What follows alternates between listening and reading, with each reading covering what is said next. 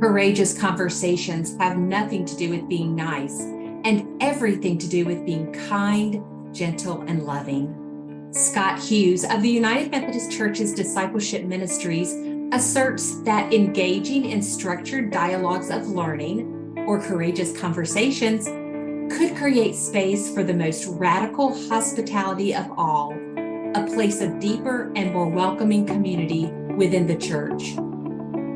Scott, welcome to Get Your Spirit in Shape. Thanks so much, Crystal. I'm so honored to be a part of this. So you've had such great guests on before. I'm humbled to be a part of it. Thank you. And I'm excited for the conversation that we're going to have. You are the Associate General Secretary of World Service at Discipleship Ministries, an agency of the United Methodist Church. Before we jump into our topic today, can you tell us a little bit about what your position at Discipleship Ministries entails?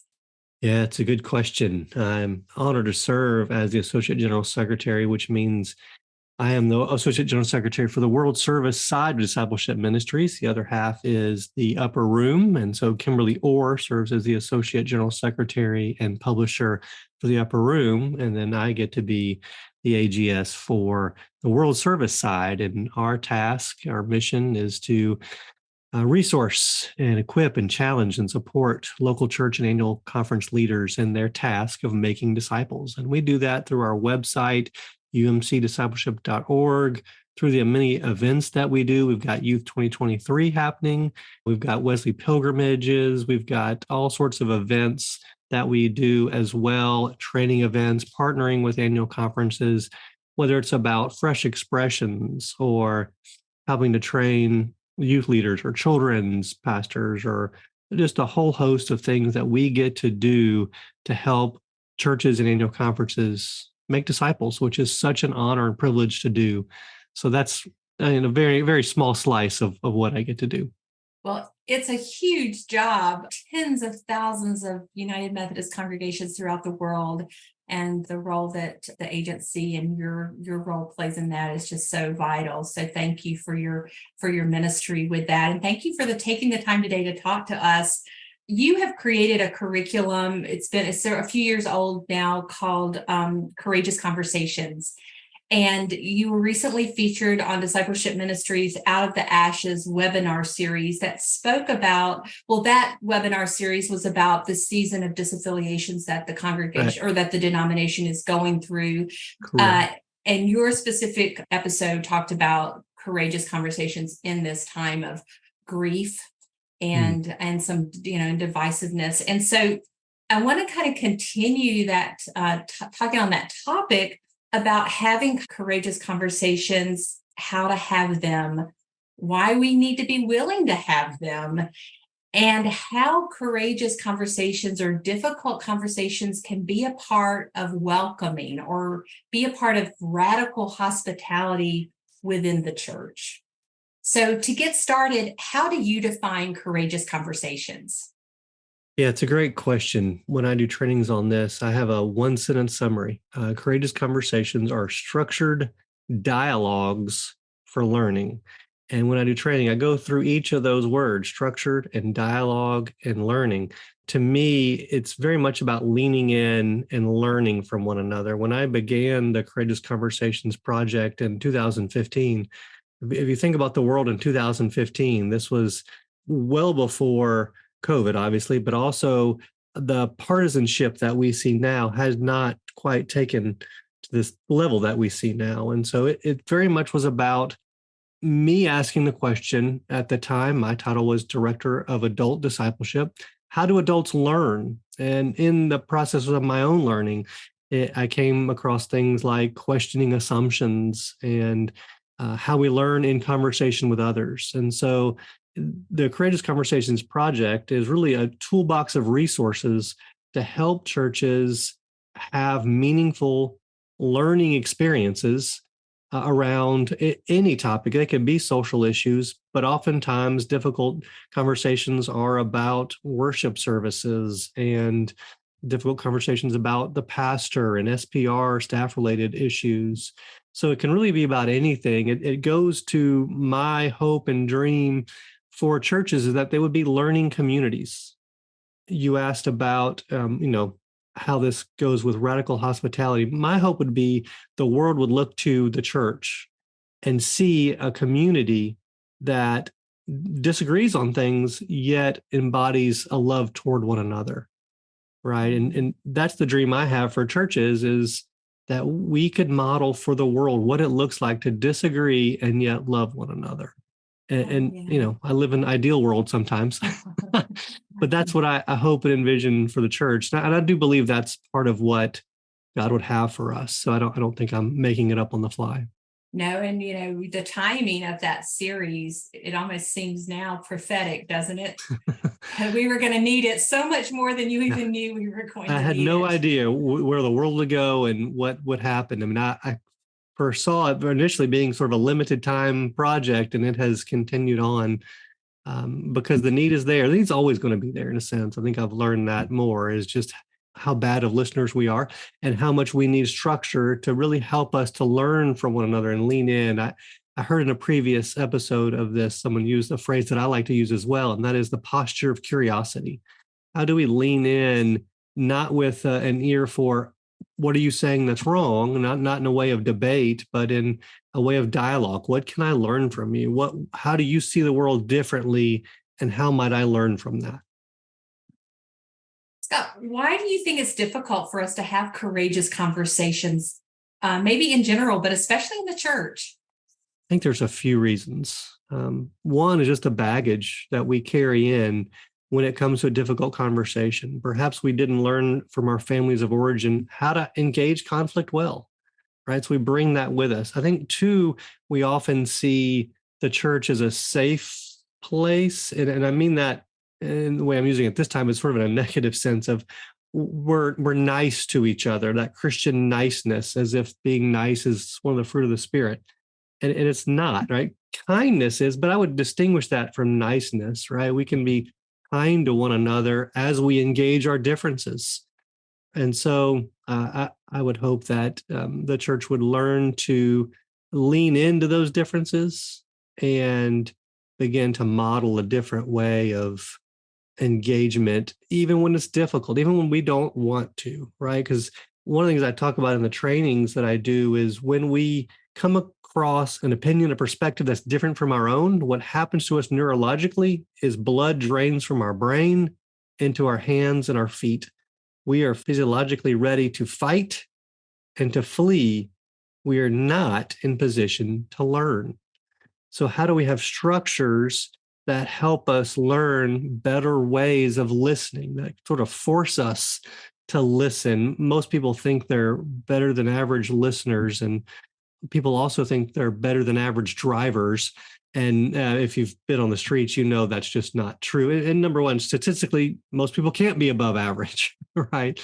And so we need those structures to help us to really listen to the perspectives that are different. And we don't get this modeled for us. What we see on politically is debates, which are how can I win the argument versus what can I learn from you? And dialogues are very much about what can I learn from you? How might my assumptions be questioned? And how will your assumptions be questioned in our dialogue, in our back and forth? What I'm hearing you say is it needs to really be intentional, because physiologically if we just respond or react, it's going to be to get out of that situation. And I've certainly been in conversations where I'm trying to figure my exit because this is not feeling good, That's right.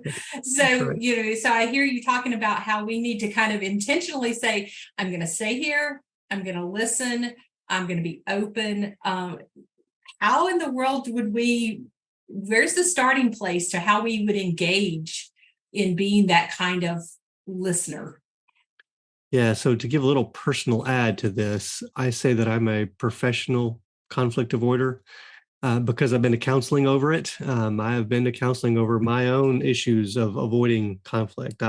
As much as anyone that's listening to this, I completely understand there's conflict. I do not want to engage. I probably became very good at disengagement and have had to learn how to lean in, how to take a deep breath, and sit with it. And so for churches, what I recommend is several things, but in a real short version of this is how do we set up structures that force listening? So for example, right, as opposed to what I've unfortunately seen, which is kind of a town hall open mic scenario, where unfortunately what usually happens is the wrong people get the mic and say the wrong things and people get hurt and leave angry.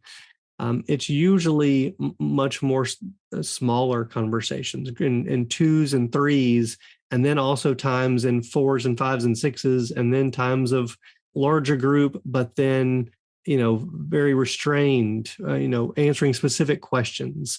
So for example, when I've led courageous conversations at various levels, I break people into tables. I give them a little plastic game timers, right? And that becomes the talking stick. And so what I'll do is I'll ask a question to the group. I give a minute of silence so that no one can talk. So that the first thing we're doing is just getting our minds right, taking a deep breath, and then processing so that when we're then talking, we're listening. We're not thinking, what am I going to say? How am I going to respond?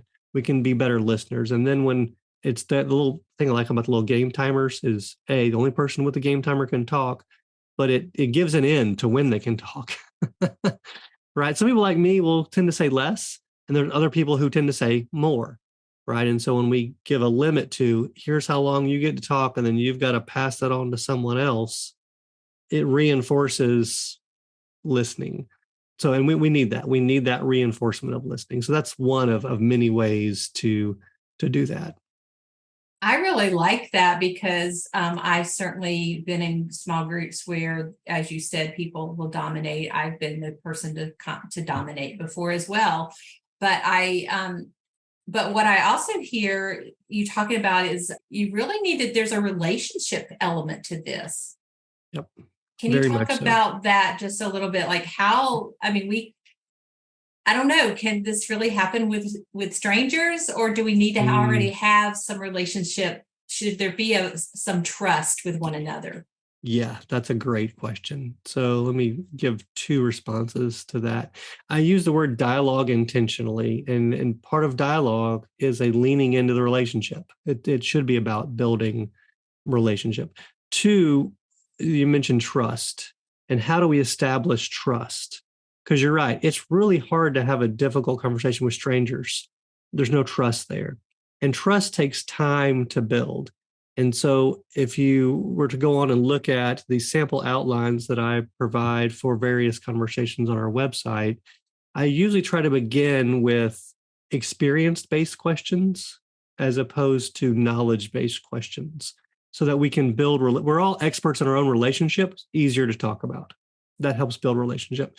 The other thing I would suggest, or I do suggest, is churches find ways to insert play and humor. When we have humor, our defenses go down. And when we play, our defenses are down. So how do we play well together? And that builds, or maybe that's a mission together as well, so that then we can have more meaningful conversation. For example, one great way to have a difficult conversation is first watch a movie together about it. And perhaps you don't have to watch it together. You just watch it on your own. That gives some common experience, something we can share together that helps us further the relationship.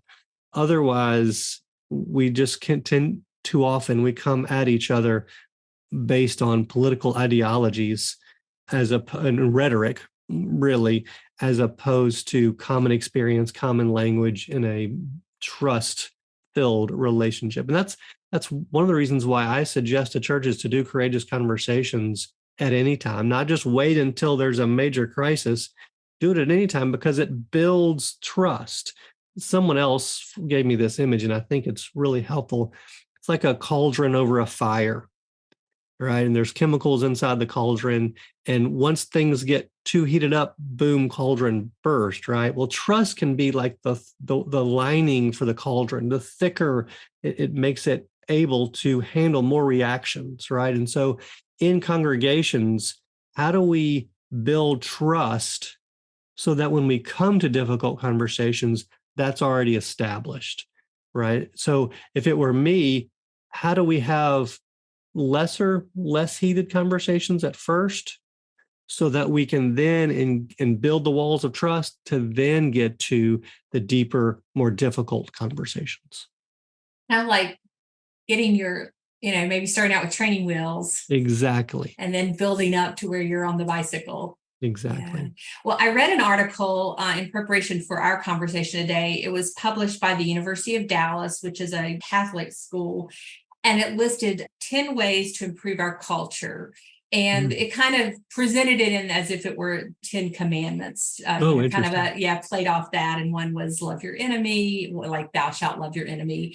There was another one that was a paraphrase of the golden rule. And then there was one that really caught my attention. It said, thou shalt listen to people who disagree with you. Mm-hmm. Now, I don't like listening to people who disagree with me. I like for people to just, yeah, you're right. I like to be in that circle. So that's already a very uncomfortable place. But what's the advantage to that? Like, why would we intentionally step into a space like that? Because we need to. We are limited. You mentioned the confirmation bias syndrome, right? We like those who think like us. It makes us feel good, makes it feel like we're on the right track when we're limited, right? We're limited not just in our own experience, but then our networks usually are limited to those who think like us. And so we need the perspective of others to broaden not just our perspective, but our understanding of the way God has made this world. God has made a big, diverse, wonderful world, and we cannot understand it well without diversity, without a bigger understanding of the world. And I think that's one of the things travel does for us is just, it can be travel to a different part of our own neighborhood sometimes. It doesn't have to be travel abroad, but it helps us to see things that otherwise we would not understand. And one of the things I try to reinforce in the training is our understanding of sin, our doctrine of sin, that it's a condition that limits us, hinders us. And I think it was St. Augustine who talked about an inward curvature upon ourself. We have to do intentional work to see the bigger, the broader perspective. And as difficult as it is, we need it. And I do think it is a discipleship practice. When we become better listeners, we become more empathetic, more compassionate, more gentle, which is one of the fruit of the Spirit. We become more Christ-like when we listen well, when we're compassionate and gentle, and all those fruit of the Spirit. We're talking about conversations, but we're talking a lot about listening. Mm-hmm. And so we have to remember that it's not just about putting all of our thoughts out there. Correct. Yeah, and the hard work of listening, right? Yeah. Which is listening when we want to respond, right? And self-control, another fruit of the Spirit. Having the self-control to just deny our craving to jump in and let me correct you, let me tell you why you're wrong, which gives us a boost of self-esteem and makes us feel good that we're in the right. I mean, that's why conspiracy theories are so problematic, is they give us this sense of superiority. I know something you don't. Right. And that's the danger of it. I won't go down that track.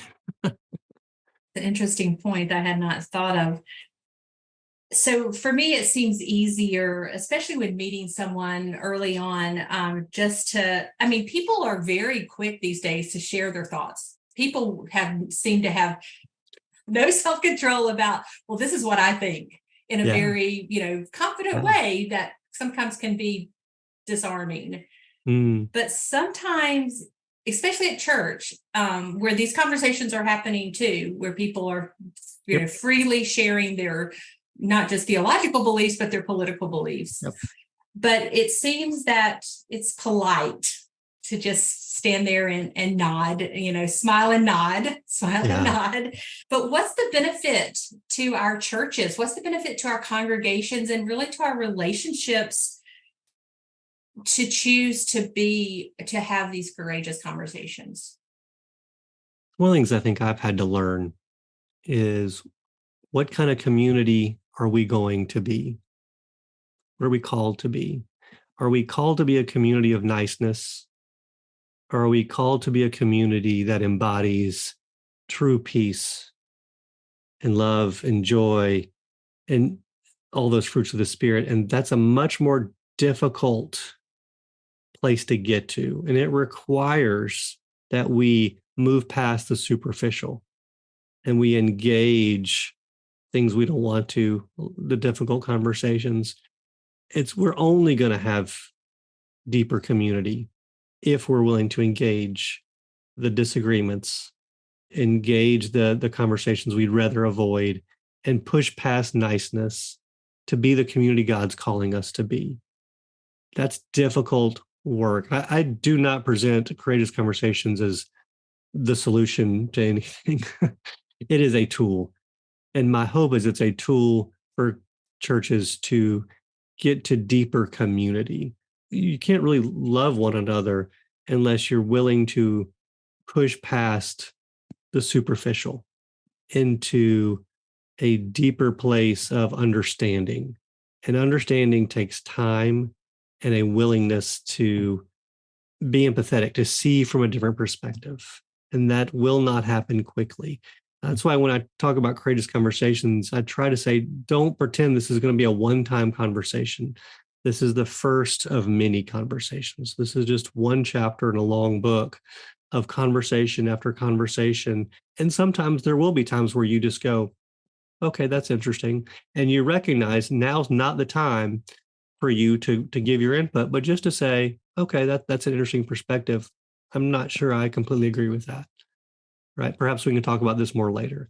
Because oftentimes when we're having those conversations is not the best time, right? We might be in a crowd of other people and we know, you know what, getting into a verbal shouting match, which might happen, this isn't the place for that. You know, in order for me to really listen to you, I'm going to need some time to process this. Let's schedule another time to talk further about this is one way you can keep that door open to say, let's talk more about this, but now's not maybe the right time. There's an aspect of vulnerability there too. You've got to be willing, if you're going to open yourself up like that, to have speak some truth, hear some truth. You have to be vulnerable. And vulnerable, I think, matches very well with our theology. The doctrine of the incarnation is Jesus becoming vulnerable, right? Like a slave unto death, right? Philippians 2. And I do think deeper community will have to have that element of vulnerability, a vulnerability that acknowledges I'm not only might I be wrong about this, whatever this is, I know I'm not completely right. And I need someone else's perspective. And I need to be vulnerable with, I could be wrong and I might be wrong and probably am wrong about some things. And I need someone else to speak into me. I need several other people to speak into me for me to begin to understand whatever this issue is at a larger perspective and not enter into that conversation with, I'm right. Let me tell you why you're wrong. How do congregations who are engaging in this work, how does that lead to this concept of radical hospitality? Yeah, I think if I understand that question right, I think it's the transferable skills that are a part of courageous conversation. I mean, I do see it as a tool for disciple making and disciple equipping, and primarily with listening, right? When I learn to listen better in a courageous conversation, I believe that's transferable to every other relationship I'm a part of, right? It's a skill that can be learned. Is listening well. I remember in my pastoral care class having to read a 300-page book on listening. And I thought, well, this has to be the world's worst writer to spend 300 pages on listening. And then I read it and it was like, oh, well, maybe I don't know that much about listening. And so the transferable skill of listening, not to then in my relationships with others, and then to my community, what are the community needs, right? It is transferable to how we embody a listening posture to our neighbors, to our community, to our relationships. That's why, to me, Courageous Conversations is a tool for discipleship, individually and as a community. How do we together do this? Well, as we finish up today, is there anything that we didn't talk on or that you wanted to maybe talk a little deeper about that we just kind of rushed past? There's several ways I could go, but I think one way that I'll go is the book of discipline. That's what we do here in Nashville is we sit around and read the book of discipline. That's a joke. We don't. Some people do. It's true. Some people do. They're true. I can name some names. But there is a passage in the book of discipline, paragraph 219, it's on mutual responsibility. And it talks about membership and our opportunities, our gifts of membership. And it includes this line: a Christian is called to speak the truth in love, always ready to confront conflict in the spirit of forgiveness and reconciliation. I had the privilege of serving 2 different appointments. Neither one of them engaged conflict with the spirit of forgiveness and reconciliation, at least not most of the time. Some of the time, sure. How do we embody that, right? And the book of discipline is one way that we can ground this need for doing this work. It is difficult work. I don't pretend, hey, just use these tools and you'll be fine. That is not true at all. So I hope people will leave with a sense both of how difficult the work is, but how meaningful the work can be and what it can do for individual discipleship and for communal discipleship. What is God doing together amongst us all? And I feel like that's a left out component of discipleship, is one of the community. How are we growing as a community of disciples and not just individually? How am I growing? That's another episode, actually, Scott. Oh, good. That's a good, yes, such a great topic. And you said early on that you're kind of an idealist. So I have another question before our last question. Okay. But so what does the United Methodist Church look like when we're all living into this? I think we can go back in our history to this, right? The beginning of the movement, where the focus was on lay pastoral care, right? It was a lay-led movement focused on how is it with your soul? How does your soul prosper? I think was the original question. And how can we claim the best of our past to help us go forward, to be intentional with a few, or that class meeting, that band meeting, right? How can we be intentional with a few to really help us grow as disciples in a balanced understanding of discipleship, not just piety, but also acts of compassion and mercy, along with developing a communal identity? And I think to me, that's a missing element in what I see in churches, is a communal element of growing together. And that's going to take some intentionality and changes the way we think about programming, right? The way we program church, especially in today's very active society with so many opportunities people can be involved in. We have to really reimagine how we think about faith formation in this time. And I would point you to our website and some of our e-learning courses to help with that. We will link to those on this episode page too, so our listeners can go and quickly find them, because there's some really tremendous resources there. And you're right. I mean, John Wesley reimagined what was happening in the Anglican Church, and here we are, as United Methodist all these years later. So thanks for kind of bringing that around. I love thinking about that and the possibility of who we can be as the church. Well, I will ask you the question that we ask all of our guests on Get Your Spirit in Shape, and is, how do you keep your own spirit in shape?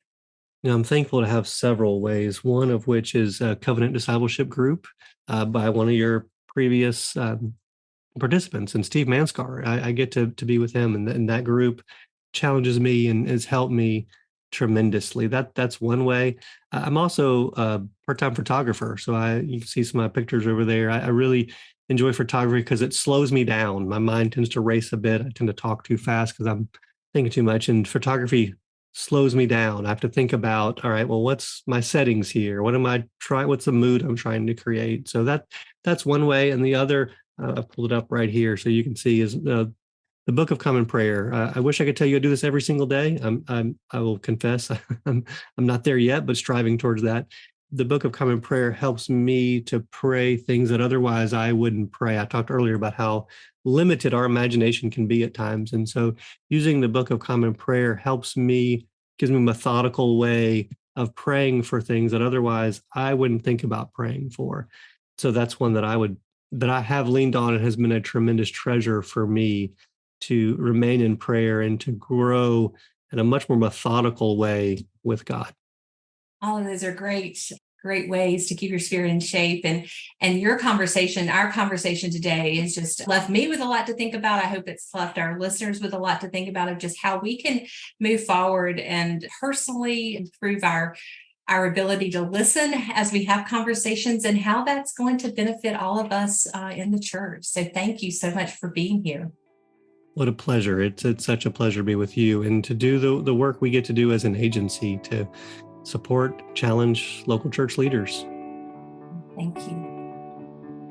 That was Scott Hughes, Associate General Secretary of World Service at Discipleship Ministries, discussing how courageous conversations, those structured dialogues for learning, can lead us to a place of deeper and more welcoming community within the church. To learn more about this topic and the work that Scott does at Discipleship Ministries, go to umc.org/podcast and look for this episode, where you will find helpful links and a transcript of our conversation. If you have questions or comments, feel free to email me at a special email address just for Get Your Spirit in Shape listeners, GYSIS@umcom.org.